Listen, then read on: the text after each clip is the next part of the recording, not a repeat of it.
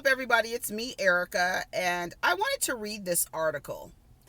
I came on here because this article this morning, I was watching the Breakfast Club rumor report on the baby and his interaction with these two little boys that were selling candy on the street, and they told him that they wanted to sell him the box for $200. And then he asked them how much did they sell each candy for. They told him it did not come up to $200. Of course, they knew who he was. And he ends up teaching them a lesson. It looked like he gave them $100 bill at the end of it, but he didn't give them the $200 because he wanted to teach them a lesson on trying not to hustle people and get over on people, which is, consumerism and capitalism is the American way. And that was actually evident in that video, the Victoria's Secret video, where that lady was having a full-on meltdown and no one around paid attention to her. They were so busy focused on buying whatever it was that they needed to buy. They were absent of the need to help someone who was clearly having some sort of psychotic episode. Right? So these little boys are out selling candy. More than likely, they went to Smart and Final, bought some candy, and they on the street selling it because they want to make money. At least they're not selling drugs, okay? That's one thing that we could say, because that's faster money, and at least it's not the 80s where they can, instead of selling candy, they would have been selling rocks, right? Okay, so one for the kids. They out here trying to learn how to sell things or whatever. So he decides to teach them a lesson and tells them, you can't get over on me, or blah, blah, blah. So it's been like this whole thing where everybody has their opinion. Some people think you shouldn't give the kids the money. Like, some people, you see the Girl Scouts, and they'll go up to the Girl Scouts and buy one box of cookies, but give the Girl Scouts $500. Right? They do it all of the time. Or say, I'll buy all the cookies. How much for all of your cookies? And they'll buy all of the cookies and then let them keep their inventory. They do it all the time. All of the time. But this man, based on his life experiences and truths and observations, the lesson he decided to teach these boys was what he did, okay? So in the comments, I left a comment because they referred to the boys as young men.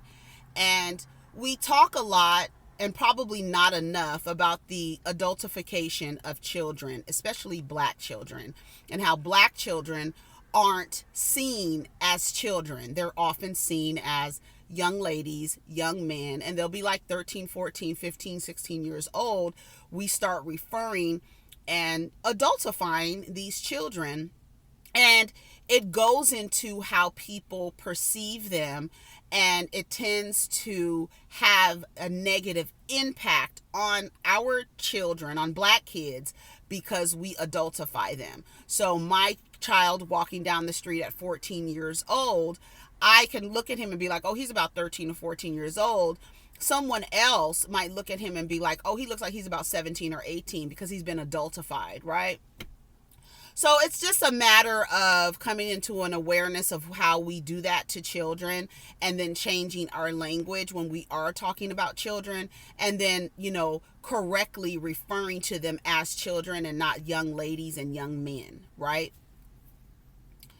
And so I left a comment on the video, and I just basically said, stop calling little black boys young men. That's why y'all treat them the way that you do. They're not men. Those are little boys. And it's not scamming. It's consumerism and capitalism. They are actually learning the American way. That's what I said. Some man named Kyle Mayfield Jr., he comes out and he says, what? With the emoji, the face palm emoji.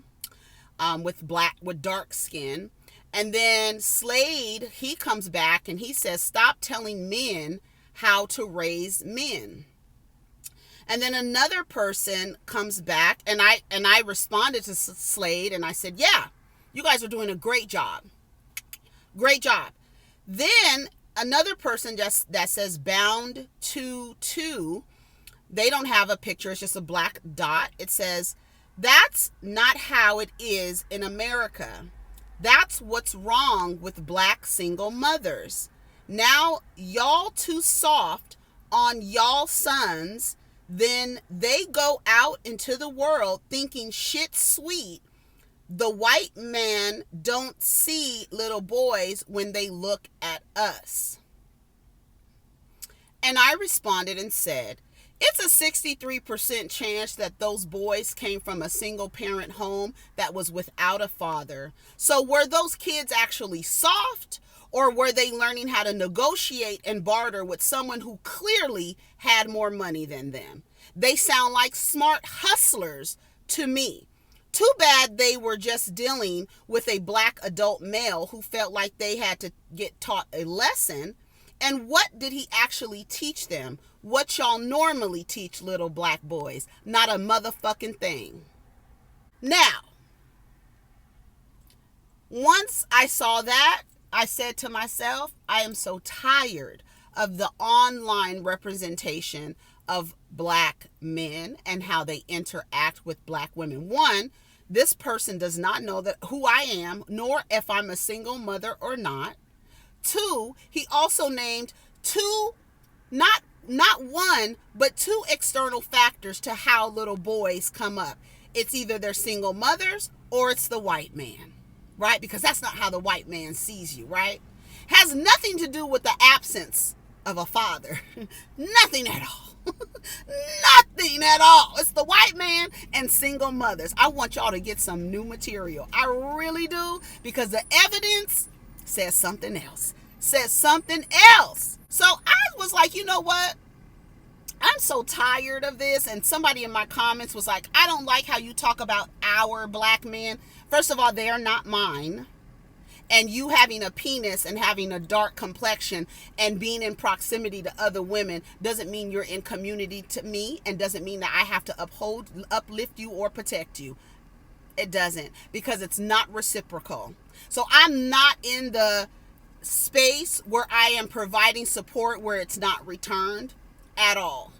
At all. So there are people who are in the comments, our black men, you sound like you're bitter against our black men.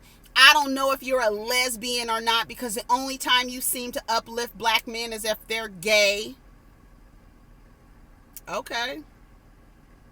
Because you must be a lesbian, because there's no way in the world that you as a straight black woman would be online uplifting gay black men and not uplifting straight black men. So you must be gay.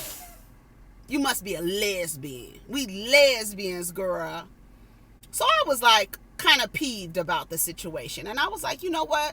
I'm so tired of this conversation. I'm so tired of interacting with black men online and then coming at people like this. And I'm just like, I'm tired. And the reason why I don't spend so much time talking about like divesting and women opening your options outside of black men is because I have truly divested from that idea. I don't that kind of stuff I just don't want to be attached to, so I don't really talk about it so much. I might share videos, you might see me on Twitter talking about it, but I don't want to spend too much time talking about it. I would rather embody it. Right? So that's how I operate. That's how I teach, is by actually embodying what I want to teach instead of being down here like da da da da da da da. Right? So I was like, I want to get to a place where and it's hard because when you're talking about relationships, I want to get to a place where I'm not talking about black men, straight black men so much, right? Because I'm really like, you know what I mean? And so I started looking online and I found this article that this woman by the name of BIH wrote, and I think it's for Medium or something. And it was an open letter to black men. And it says, your proximity to us isn't enough. Just because you have a black mother doesn't mean you understand her womanhood. That's the beginning, right? So I read it and I was like, you know what? I really want to share this because this is exactly how I feel. It's kind of lengthy. I wanted to read it. I will definitely put the link in the description box. But I kind of wanted to read just some sections about this. And it says, Dear reader, as you begin this article, I'm going to warn you that I do not come in peace. I am not interested in being nice and respectable because the world, as of late, has treated black women with nothing but absolute savagery. This is the rant of a black woman who is rightfully angry, fed up, and tired. You have been warned. So she says, during the past few days, I've become glued to my phone as I've watched black women once again be dragged through the mud on social media. For those of you who don't know, the latest news originates from the pits of YouTube, where a YouTuber who markets himself as a dating coach went viral for publicly humiliating a black woman when he told her that due to her status as an average-looking single mother and her inability to submit to a six-figure high-value man, she will die alone. Not only have I watched many black men endorse this man's message, but I've also watched black women be complicit in the degradation of their own image and help to deliver this man thousands of more subscribers and free publicity. Now, I've known for a long time about black men and their violent and sickening misogynoir towards black women, but there are no words to describe how frustrated and angry I am as I write this. I'm literally shaking with fury. Now, I won't link the video in this piece, nor will I mention his name because I don't believe that his platform is conducive to promoting healthy and happy black women, and it doesn't deserve any more fame or publicity. But what I do have to say is that as a black woman, I am tired. I am tired of watching men who look like me pimp out my image for clicks and views and money. I am tired of watching grown men blame women who look like me for their own actions. I am tired of the misogyny and I am tired of the racism. I am tired of the whole world telling black women that we are defective, broken, and worthless, and I'm tired of black women believing it, but that's for another article. In my exhaustion, I was very ready to take my place as a divested woman. Here's where I related. Until I decided to take a step back and do some research. In doing so, I came across an article that discussed the anti-black male bigotry and transphobia rooted in the divestment movement, neither of which I stand for. And there's a lot of homophobia in that movement as well. So it's like, I don't want to be, I'm really not a big joiner of things, but I can see what a collective is doing and say, okay, I agree with that, but not really join the collective. You know what I mean? Because within that collective, I do see homophobia and transphobia. And I can't, that's not something that I can even align myself with. So I don't really get jiggy with that shit. You know what I'm saying? So she says, I believe that black women, whether they be cis or trans, deserve to live in a world where they can navigate the internet without fear of being told about how defective the world thinks they are. I believe that it is in the black woman's best interest to put themselves and their interests first, because 2020 has been a year that has made it clear that no one else is going to, and I believe that black men should be left alone to deal with themselves in the process. That paragraph right there, I completely identify with. Completely. So in order to find another route and return to the safety of neutrality, I did more research. I looked up statistics that showed how black men are more likely than black women to bring home at least $75,000 annually due to gender disparities, continue to place black men as the breadwinners in the African American community. 54% of black men completed a college degree, but only compared to 60% of all men. I began to think to myself, maybe there were good black men out there, and by good black men, I meant black men who had stable jobs, an education, etc. But despite this, there are still 2 million more black women than men in the U.S., not enough to have every black woman in the U.S. partnered. So she's saying it's mathematically impossible for you to partner with a high value black man if you are race loyal in the United States. Okay? All right. At least not to black American men. Right? So there's not enough black men, not enough black American men to partner with every black woman. Okay? The out-of-wedlock birth rates in the black community are the highest in the country, and even though many black men will tout the statistics that black women are the least married in the U.S., 52% of black men have never been married in comparison to 48% of black women. So black men and black women are not getting married. So them holding a statistic over your head when men actually control whether or not someone accepts a proposal of marriage, it's a lie. They ain't getting married either. But the more I saw these dialogues play out, the more I realized that black women have been using the wrong criteria to determine what a good black man is. Of course, there are black men who have stable jobs and are educated. If you look in the right places, they aren't hard to find. But having a job and an education isn't enough to educate these men out of the misogyny they desperately cling to.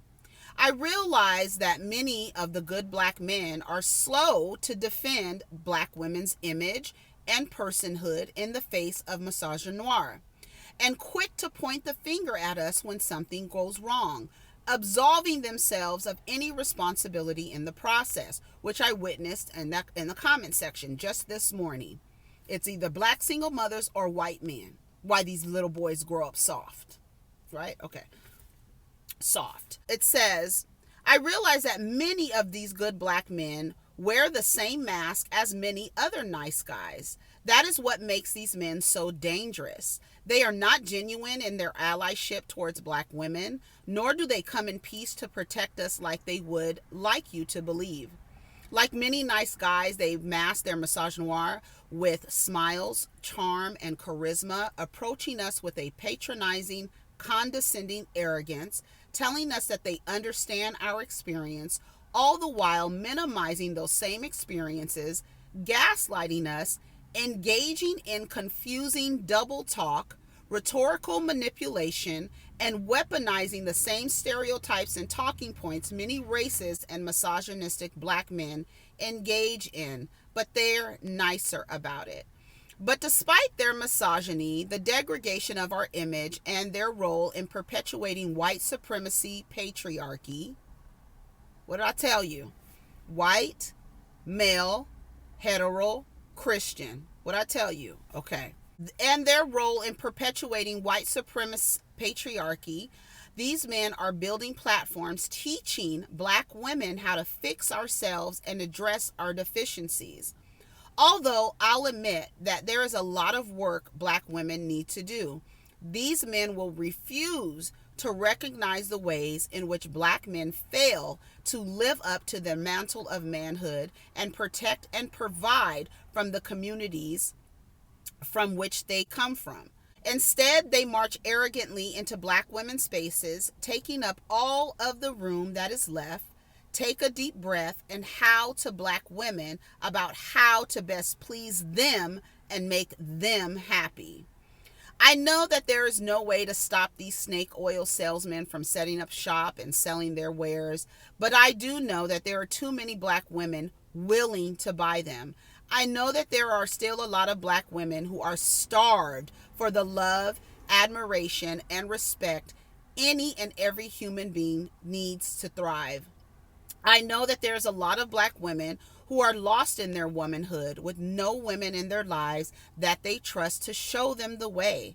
Because of this, there is a huge market of black women who will run to these men looking for advice about how to best get and keep a man and how to best express their womanhood in order to be successful in doing so. But before you run into the lion's den, let me tell you a secret. No man can teach you how to be a woman. Most men are too busy talking over women to know what it's like to move through the world as one. Most men are too busy dismissing women as naive, stupid, irrational, and over-emotional to understand women. Most men are too busy thinking that they know more than women to understand women. Most men are too busy trivializing the mere existence of women to understand women. Do you think that these relationship gurus are asking actual women about their experiences before they come to a definitive opinion about the female existence? Do you think they're going online and checking their opinions about the female experience by female academic scholars who are experts in gender studies and devote their life studying the socialization of women and how women navigate through this world? Do you think these men are going to their local libraries and checking out Toni Morrison, Audre Lorde, Dr. Brittany Cooper, Melissa Harris Perry, Kimberly Crenshaw, Maya Angelou, Angela Davis, and Alice Walker? Do you think they're actually reading books written by actual black women about the black female experience in this country? Absolutely not. Most men, most black men in this world are not taught to be empathetic towards the black female experience. They are not taught to see the world through the eyes of women. They are not taught to take the perceptions of women seriously. They are taught that the black male experience is universal through the black history they learn and the centering of the perspective of black men in social justice movements. They can live their lives without learning about black women's history and reading black womanist works and learning about black women's issues. They are taught that femininity and anything associated with women is inferior, is less than. But then they'll come out in their ignorance, apathy, pride, and ego and think they know a thing or two about womanhood. They'll tell you you're being a woman wrong. They'll demand black women be vulnerable and transparent without taking the time to understand that we live in a world that is inhospitable to black female transparency and vulnerability. Take off your wig and weave, they say. Stop being so masculine. Let your guard down. But when Meg Thee Stallion was shot, when she was vulnerable, she was laughed and mocked. When Ari Lennox broke down in tears on IG after being compared to a dog, we looked at her with confused looks on our faces and wondered why. When B. Simone stated she'd like an entrepreneur for her boyfriend, she was dragged to the depths. When Blue Ivy wore her natural hair for the first few years of her life, she was called ugly, and a petition was made by black women to have it combed. In the midst of their entitlement, black men will forget how they and the rest of the world treat black women who let their guards down, who let the world in to see their pain. They devour them mercilessly and rip them to shreds. Let's be honest with ourselves. Black women do not owe the world our vulnerability and transparency. They have shown themselves to be too reckless and destructive with it. But these men are so wrapped up in their entitlement to black women, our bodies, and our inner worlds that they can't think outside of themselves to recognize this.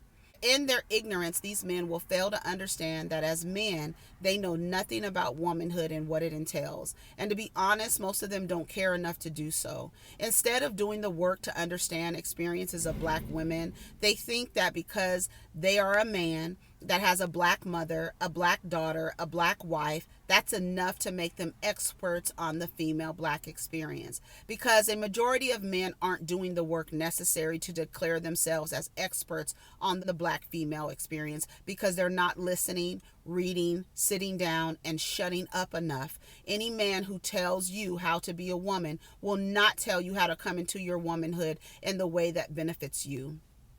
He will tell you a way that benefits him. My father used to give me advice. It never, when I look back on the advice that my father gave me, it never benefited me. It never served me as a girl. It didn't at all.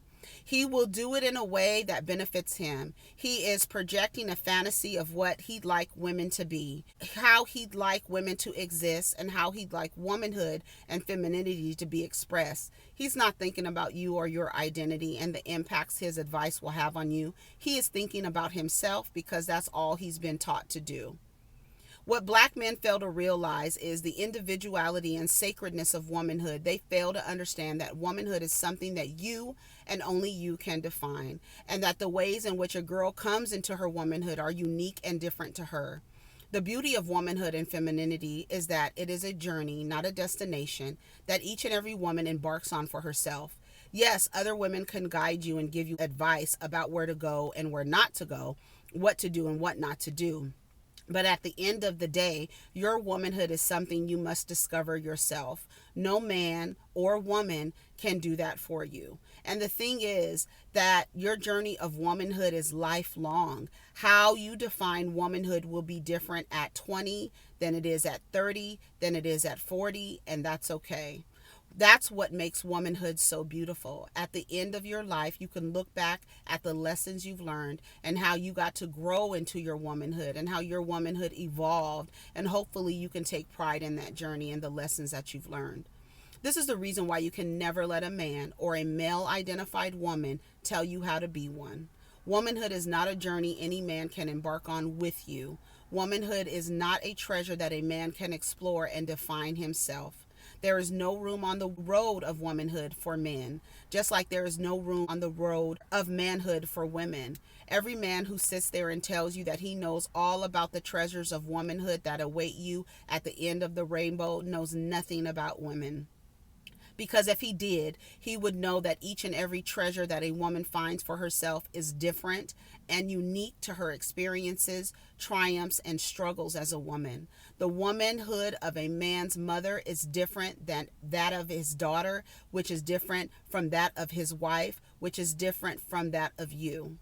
The gag is that many black men have an extensive history of using their proximity to black women in order to evade accountability for their misogynoir they perpetuate against us. These men will state that they have lived with and loved too many black women to ever hold any sort of contempt and disrespect for them, while simultaneously degrade those same women in their lyrics, plays, movies, TV shows, and more recently, YouTube videos. While more black men realize the profit that can be reaped from playing two sides of one coin, they will continue to increase in number. They will turn their backs on their crumbling, dilapidating manhood in favor of invading black female spaces to lecture black women about how our womanhood for a quick buck and for a quick reaction that is nothing short of pathetic. And to this point, I know I sound like a broken record, but if I didn't get this rant off my chest, I probably would have burst. As 2020 comes to a close and I look back on this year, I shake my head at how both good black men and the bad ones exposed themselves this year. But despite the chaos and heartache, 2020 really was a year of perfect vision, and I just hope black women will see it and believe it. I said I wasn't going to read the whole article, but it was good. It was good. And I'm going to put the link in the description. I want you to read it, and I want you to share it. And I want you to share it with young women, the young women in your family, the young women in your network. I want you to share this so that they can see that they're not alone. They can see that they're not crazy out here and that it's not them. Okay? all of that prompted me looking, and this is the article that I found. There were other articles. This just so happened to be the one that I clicked on because it caught my attention, because it says your proximity to us isn't enough. Me sending out a proclamation to all black men about how I love them and adore them and cherish them and want to protect them, absolutely not. That's no more. So if you believe that this is a channel that was going to do that, I'm not going to do that. That when I start talking that, if it doesn't resonate with you, if it doesn't vibe on whatever frequency you're on, I want you to empower yourself. I want you to empower yourself and understand that no one is forcing you to be here. You are a free, sovereign human being, and you have the power within yourself to change the channel. Take care of each other and protect your energy.